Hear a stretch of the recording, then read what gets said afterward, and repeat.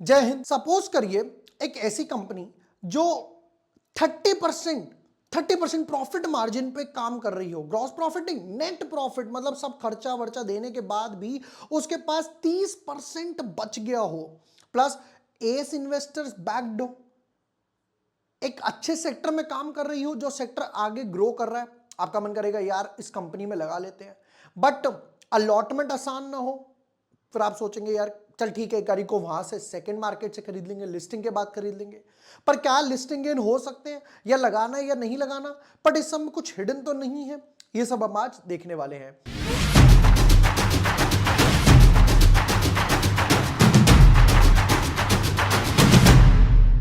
Hi everyone, my name is Vibhor Vashne. I am a SEBI registered research analyst. Tech InfoSec करके एक SME IPO आ रहा है और हो सकता है बड़ी डिमांड हो, और जितनी बड़ी डिमांड क्या उतना बड़ा सब्सक्रिप्शन मिलेगा या नहीं मिलेगा, कहीं कुछ हिडन तो नहीं है, ये सब आज के डिटेल्ड एनालिसिस में आपको दिखाने वाला हूं। Without wasting time deep dive करते अपने एनालिसिस में। But yes, before moving ahead, अगर अभी तक आपने चैनल सब्सक्राइब नहीं किया है या न्यू यूजर हो, यहां पर आपको stocks, IPO, main board IPO, SME IPO, strategies, ये सब कुछ ऑन द बोर्ड मिल जाएगा। टेबल की बात करें तो यहां पर बैक टू बैक आईपीओज आ रहे हैं। विश्वास एग्री, जहां पर मैंने एक ट्विटर टेलीग्राम पे सिनॉप्सिस वगैरह डाला था, फिर उसके बाद नमन स्टोर इसकी भी वीडियो डाली थी, ब्लू पेबल की भी वीडियो डाली थी, ट्रस्ट बैंक की भी वीडियो में डाल चुका हूं। अब बारी आती है टैक इन्फोसेक की, फिर उसके बाद हम देखेंगे रेडियो वाला।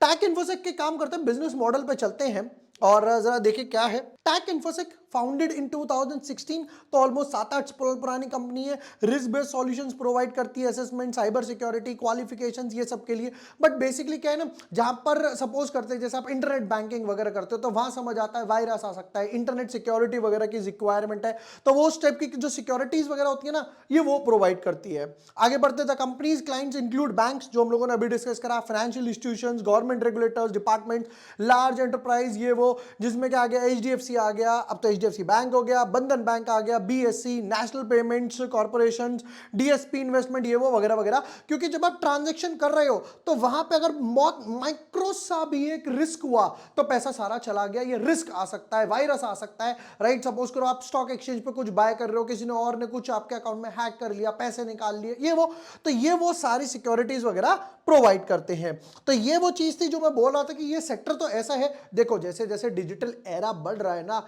Digital payments, digital transactions, digital meet, ये वो ट्रांजैक्शन सब कुछ बढ़ रहा है, तो उस तरीके से काम लगेगा, इनका सेक्टर का काम लगेगा। कुछ एक काम करते हैं, इंपॉर्टेंट डेट्स वगैरह देखे जाए जरा। इस ब्रैकेट में और भी आईपीओ आ रहे हैं, ये देखो यहां पर 27/2, 27/3, 28/3, 28/3, 28/4, 28/4, बैक टू बैक। इसकी बात करें तो 27 तारीख को ओपन होगा, 2 अप्रैल को क्लोज होगा, 3 तारीख को अलॉटमेंट वगैरह पता चलेगी, 4 तारीख को रिफंड या शेयर, और 5 तारीख को यहां पर लिस्टिंग हो जाएगी। अब यहां पर देखो रिफंड आ रहा है 4 तारीख को, बाकी आईपीओ देखेंगे कि कब कहां पर क्लोज हो रहे हैं उसके हिसाब से। फेस वैल्यू 10 रुपए पर शेयर, 100 से 106 हम अप्लाई करेंगे 106 पर। 1200 शेयर्स का एक लॉट है। अगेन रिपीट करता हूं, आप एसएमई आईपीओ में पार्शियल बुक नहीं कर सकते, या तो 1200 आएंगे या 1200 जाएंगे। बट हां, अच्छी बात यह है आप लिस्टिंग के दिन पर सेल कर सकते हो। Total issue size 29.99, round off to 30 crore है, और पूरा का पूरा फ्रेश इश्यू है 100%। तो ये अच्छी बात है, यानी सारा का सारा पैसा जो है वो कंपनी के पास जाएगा। नेक्स्ट, क्यूआईबी को बोल रहे हैं कि भाई आपको नॉट मोर देन 50% से ज्यादा नहीं देंगे। रिटेल वालों को 35 और एचएनआई कैटेगरी को 15% मिलेगा। रिटेल कैटेगरी और एचएनआई कैटेगरी, यानी ये दो जो कैटेगरी हैं, इनके लिए कोई लॉक इन नहीं है। आपकी चीज आप कभी बाय करो, कभी सेल करो, कोई टेंशन नहीं है। ये जो कैटेगरी है फर्स्ट वाली क्यूआईबी कैटेगरी है, इसके लिए लॉक इन जाता है, वो आप यहां पर देख सकते हो। ठीक है, नेक्स्ट पार्ट पर आते हैं।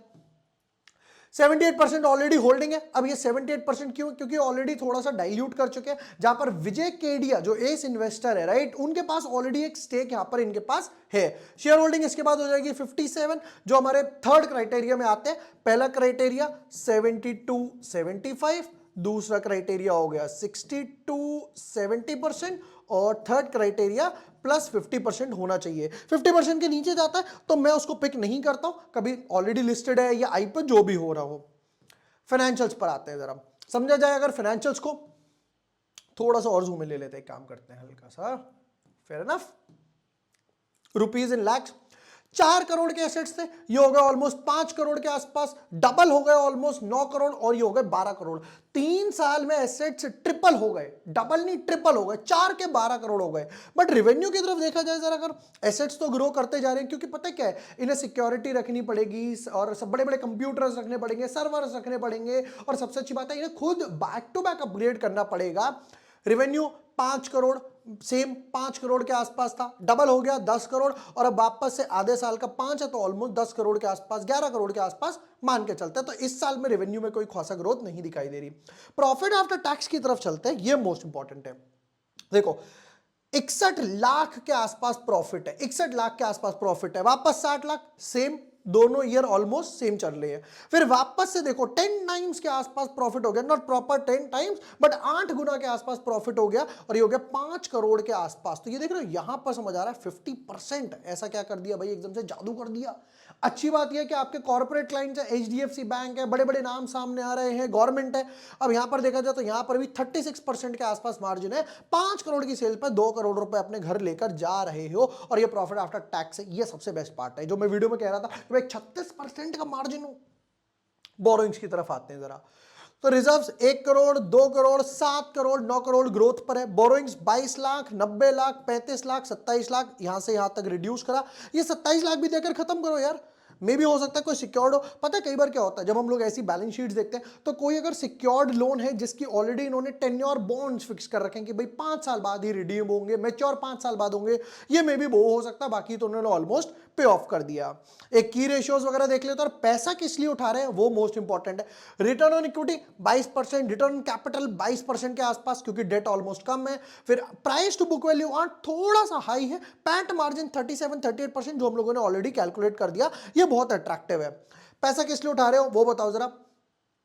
Acquisition of tax security Inc, ठीक है, and making it a wholly own subsidiary, investment in HR and product development. HR मतलब we will get back to you, we will get back to you, jokes apart. 106 रुपए price band पर आ रहे हैं, 30 price band, 30 crore रुपए race करना चाह रहे हैं, नंबर 1। नंबर 2, अब समझते हैं जरा, क्रैक्स नक्शेल में आ जाते हैं। ओवर सब्सक्रिप्शन और लिस्टिंग गेन भी लिख देता हूं, ओवर सब्सक्रिप्शन, लिस्टिंग गेन। देखिए हो क्या रहा है, अभी तक कंपनी डेफिनेटली अच्छी ग्रोथ पे चल रही है, 38% मार्जिन के आसपास चल रही है, प्रॉफिट भी आपस से अच्छा जम करा है, कॉर्पोरेट क्लाइंट्स है, सेक्टर तो एवरग्रीन है ही है, ये सबसे अच्छी बात है। हाँ, हालांकि प्रमोटर होल्डिंग थोड़ी सी और कम थी।